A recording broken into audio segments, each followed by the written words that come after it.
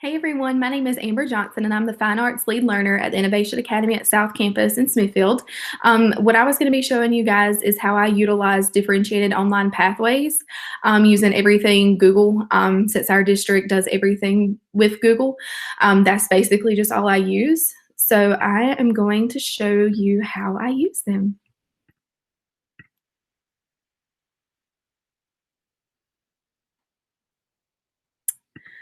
Okay, so the first thing that I use is Google Classroom to kind of organize everything.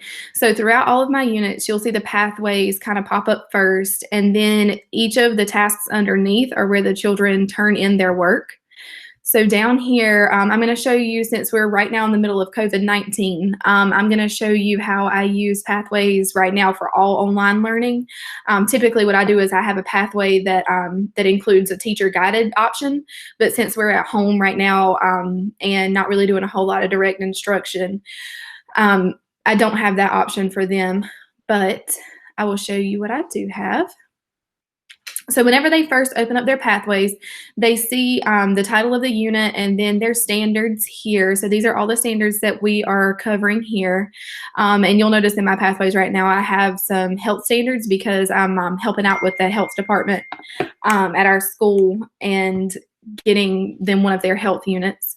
So you'll see the driving question here, which right now they are going through like how they can inspire hope through the era of COVID-19 and the social distancing, their suggested pace, and then their target skills. And for this pathway or for this unit, they are choosing one of these four. So whenever I started using pathways, I only chose 2 pathways to kind of get started with this. Right now, I've grown to 4 pathways.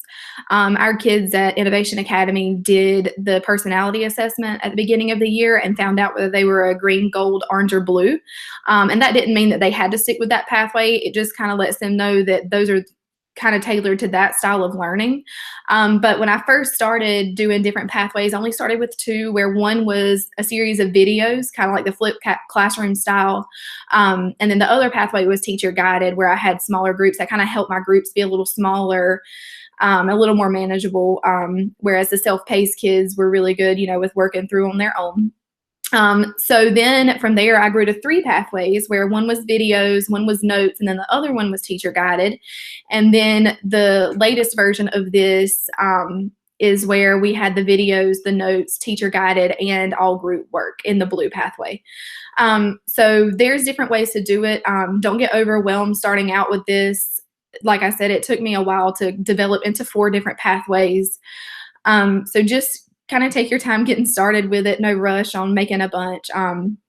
But it's definitely helpful for the kids to be able to choose which pathway they want to take and kind of how they want to receive their material. It helped too with kids who maybe had more trouble with like portraits.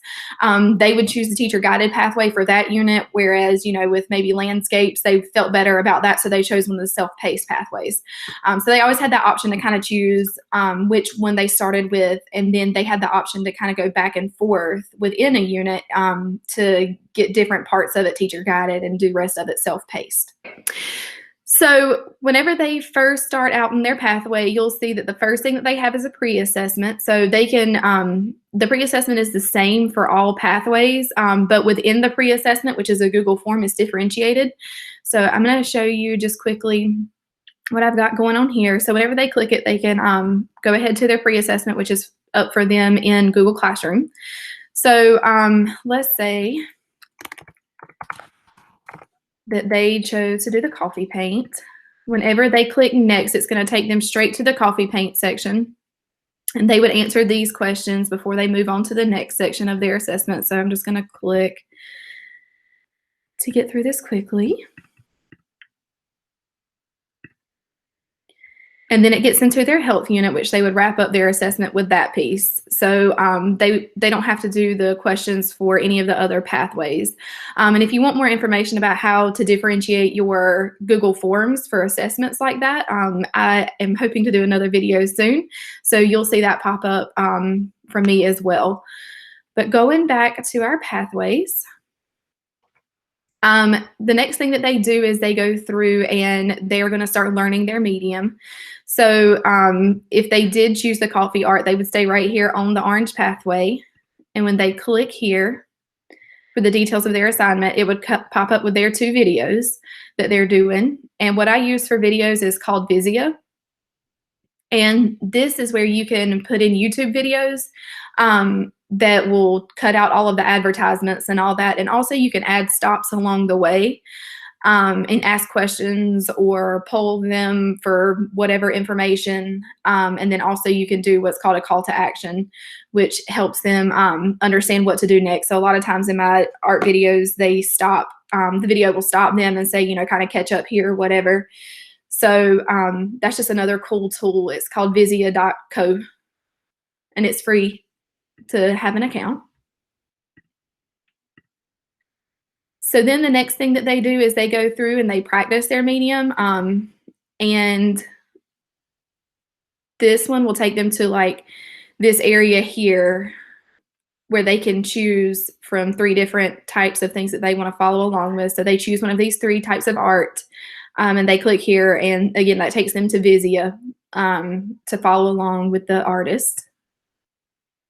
When they're ready to turn in their work, in their pathways right here, it says submit photos of your work here. So that just takes them back to Google Classroom to the correct assignment to submit their artwork there.